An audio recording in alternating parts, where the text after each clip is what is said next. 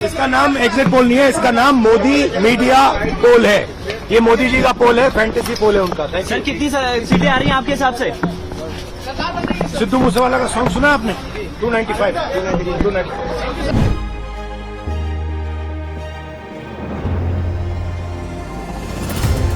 आज 2 तारीख है।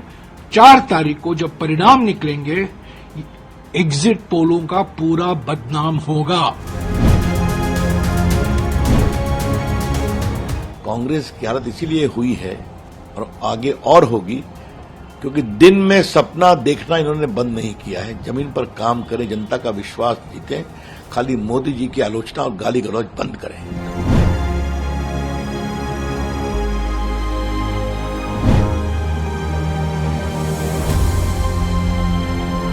एग्जिट पोल्स में फिर मोदी सरकार का अच्छा प्रदर्शन।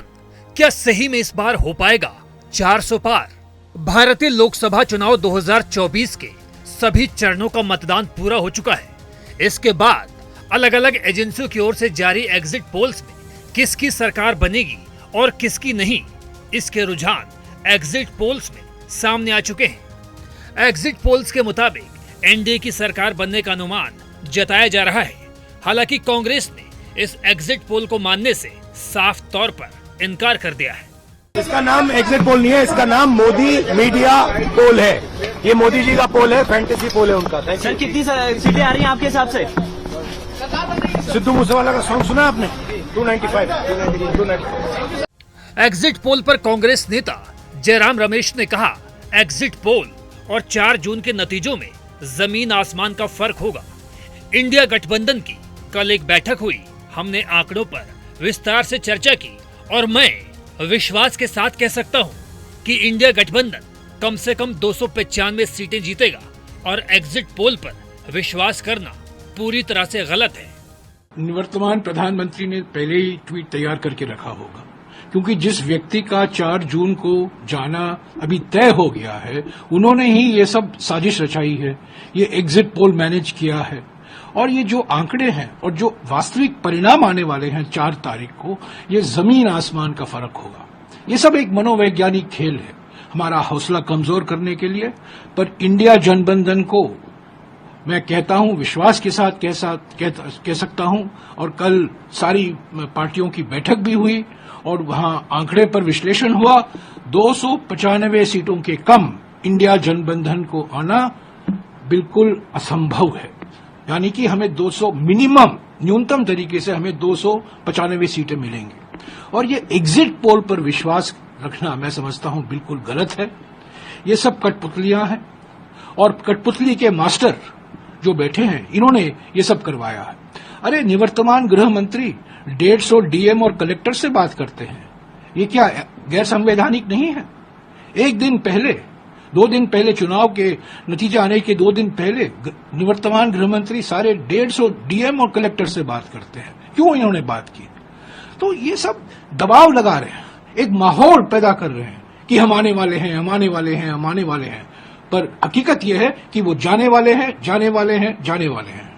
295 का सब जो आंकड़ा दे रहे हैं आप लोगों ने ये क्या पूरी सारी पार्टियों ने मिलकर कंसोलिडेट करके बनाया है इसका? सारे पार्टियों, सारे नेताओं ने राज्यवार सीटों का विश्लेषण किया। अरे एग्जिट पोल में देखिए ना, कुछ ऐसे राज्य हैं जिनका 4 सीट है, कुल मात्र 4 सीट है और वहां 6 सीट दिखा रहे हैं एनडीए को। ऐसे कई राज्य हैं जितना सीट है, सीट से भी अधिक एनडीए को मिल रहा है।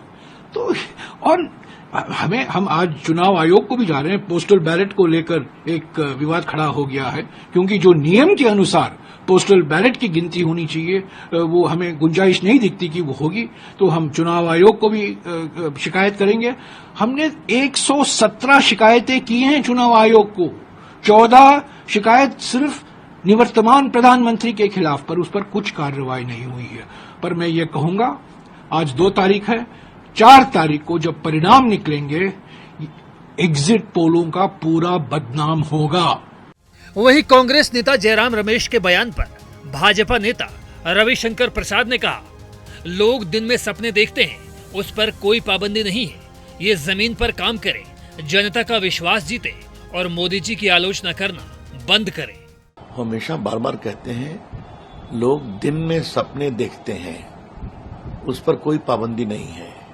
कांग्रेस की हालत इसीलिए हुई है और आगे और होगी क्योंकि दिन में सपना देखना इन्होंने बंद नहीं किया है। जमीन पर काम करें, जनता का विश्वास जीतें, खाली मोदी जी की आलोचना और गाली गलौज बंद करें।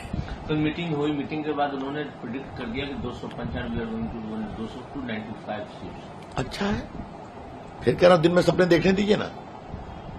एक बात आपने देखी, सारे एग्जिट पोल एक ही जगह है। सामान्यतः एग्जिट पोल में डिफरेंसेस होते हैं, ये शायद पहली बार है कि सारे एग्जिट पोल एक ही अंक के आसपास चले आ रहे हैं, जो घुमा के 400 के पार हो रहा है या उसके करीब रह रहा है। तो ये तो संकेत है ना। और देखिए, नरेंद्र मोदी जी की मेहनत की हिम्मत, मेहनत की और हमारे अमित शाह जी की स्ट्रैटेजी की तारीफ करने की जरूरत है। दक्षिण भारत में भारत कैसे फैल रहा है, उड़ीसा में कैसे फैल रही है भाजपा, बंगाल में ये नए क्षेत्र हैं, कर्नाटका में होल्ड ऑन किया, तेलंगाना में।